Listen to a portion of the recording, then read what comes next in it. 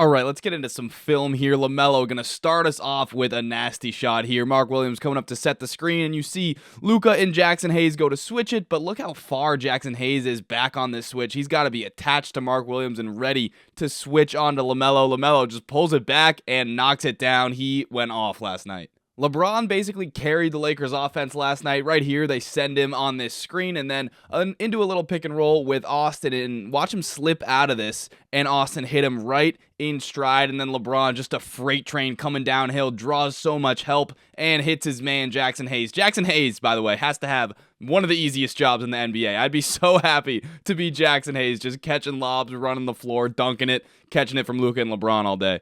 I thought this possession gave us a little taste of what the Lakers can be when they're really moving the ball and playing well on offense. LeBron misses that shot there, but watch the ball movement and just all the skill that you have on the floor with these five guys, this small ball lineup: Luka, LeBron, Austin Reeves, DFS, and Rui. Just a lot of really skilled players here. Reeves kicks it to Luka, and then Luka drives immediately, draws a bunch of guys in the paint, kicks it to the open LeBron, who just touch passes it right to Rui Hachimura, who has an open corner three. Again, he misses it, but again, watch the ball movement on the outside. Swing, swing, swing, and then Luka ends up driving and missing a floater. I mean, that's a shot that Luka hits all the time. He just does not look like himself right now. But just a little bit of a taste of how good this Lakers ball movement can be. Here's another example of Luka. Even when he's playing some of the worst possible basketball that he can still make plays like this, coming off the pick and roll. And watch Rui here, cutting behind Miles Bridges, who is known to be just a lazy and aloof kind of defender. Rui cuts behind him. Luka draws two guys. Usually you'd hit DFS here, but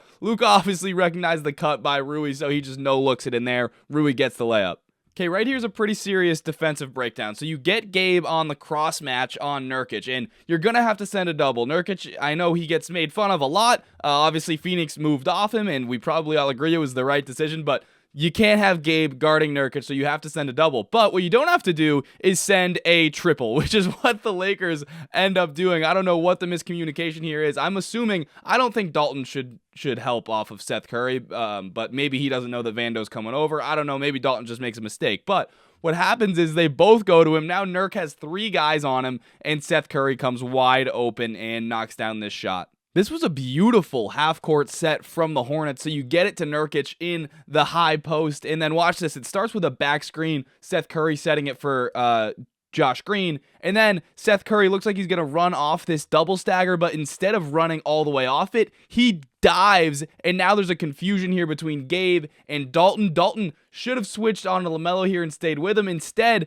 he goes with Seth Curry. Now Gabe's all caught up in it, and now you have LaMelo coming off free, gets a catch and shoot three, knocks it down. That's a really nice set. Okay, so I think LaMelo is one of the most overhated players in the NBA, especially by like NBA nerds. I think he's super incredibly talented. I think he's a good player, but this is why it's hard to defend him sometimes with shots like this, right? Coming off, obviously he's feeling it. He's hit a couple at this point, but you got DFS trailing you. You have Nurkic in front of you. Luka's in the gap, and look at Mark Williams just going to come off wide open on this roll, but instead LaMelo takes this tough, kind of deep, one-legged three, and we know he's an incredible shot maker. We know he can make some insane shots, but that one's just tough, and then watch what it leads to. I mentioned LeBron as a freight train this whole game, and here he is in the open floor. LaMelo tries to take a charge. Bron just goes right around him, and nobody's going to stop him at that point. Easy bucket for the Lakers. But then again, it's stuff like this that makes me love LaMelo Ball. So the Lakers are icing this screen, and what does icing do? First of all, yes, it forces the ball handler baseline. We all know that. But also, when you have a guy like LaMelo who's a really, really skilled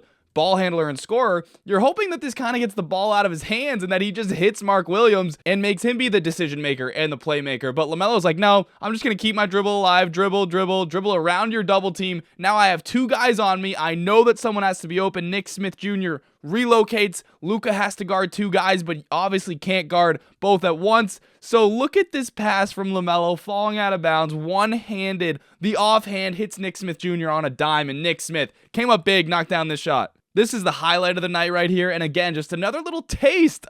Even when Luka's not playing well, they give us a little bit of a flash of what we could see when this offense gets humming. Luka, obviously in the post, they send the double with Josh Green. Luka immediately, look how fast Luka catches this and passes it back. Like, as soon as this double comes, he takes one step, boom, ball's gone. LeBron doesn't shoot it, drives the closeout, and boom, dunks it on Mark Williams' head. Oh my God, he's 40-something years old. He's still putting on the Superman cape. Just a ridiculous game from LeBron. Ridiculous dunk. All right, it's time to get into the hunting of this man right here, Luka Doncic. Obviously, as I mentioned, I already dropped a TikTok on this, much more in depth than this is going to be because these clips are always so cut off, so you can't even see how they got Luka onto LaMelo. But all you need to know is that they did get Luka onto LaMelo here, and they were hunting him, and let's see what happens. LaMelo obviously going ISO, and watch Rui here. He's in the gap, and I don't think he does a great job. Like, he's supposed to stunt, and you're supposed to make LaMelo think about this drive, but he's just kind of lunging at it. He's not really stopping LaMelo at all or making him stop his drive. And now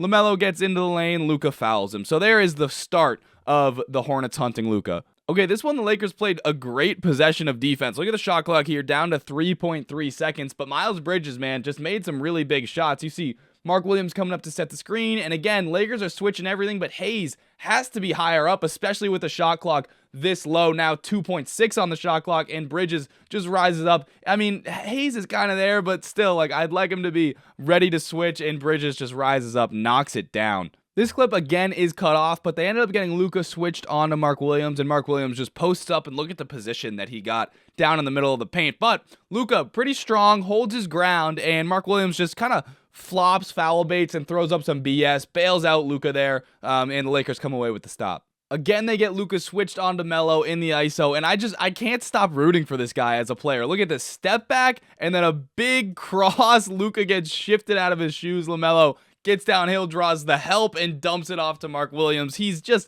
such an exciting, dynamic player. Okay, watch this one right here. They got Luka on LaMelo, but DFS comes over to double, and the Lakers rotate immediately out of it. Luka comes down and takes Josh Green, but then the Hornets are going to send Josh Green up immediately to set the screen on LeBron, again putting Luka in the action. And watch this shot. I mean, again, Miles Bridges just taking and making big shots, but Luka, just too slow getting up there, and Miles Bridges knocks down another huge one. This time you bring Luka up again, and Miles Bridges, lefty, wants to get to the left hand, goes a little between the legs, but Rui's right there, so now Bridges tries to split the two defenders, loses the ball. Lakers come away with the stop here, ends up being a sloppy little possession, and you get a shot clock violation on the Hornets. Next possession, LeBron coming off the pick and roll with Rui, makes this crafty little behind the back. He's got two on him. Rui's open. Rui rises up to knock down this jumper, but look at Luka ready to crash for this board, and he gets there, gets position on Josh Green, comes down with it, and then goes up and in for a big bucket, puts the Lakers up one.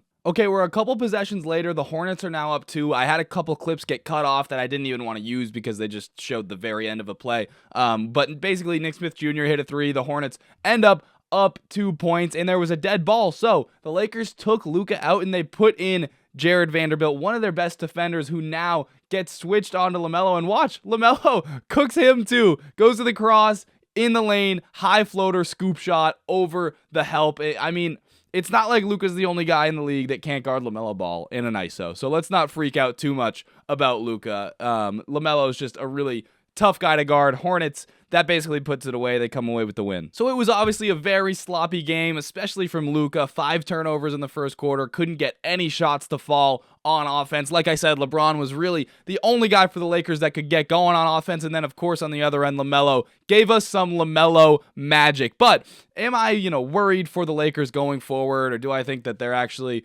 not as good as everybody thought they were going to be? No, I'm not at all. I expect Luka to bounce back offensively and get back to that, near MVP level that we know that he can get to. And I just think this offense is going to be incredible. In terms of the defense, though, I do think that, not having rim protection, right, to support Luka is going to be a massive problem. I also do think the Lakers need to be more sharp in their rotations. We saw a bunch of rotations tonight where they just, when Luka's getting hunted like that, you have to support him on the back end, and I don't think the Lakers did a very good job of that last night. But again, I think that's going to improve with effort, with more time together, and, as the games get more serious and meaningful, I think the Lakers are going to be just fine. But with that said, you guys, I am going to wrap it up there. Thank you all for watching. Please leave a like, leave a comment, and subscribe for more.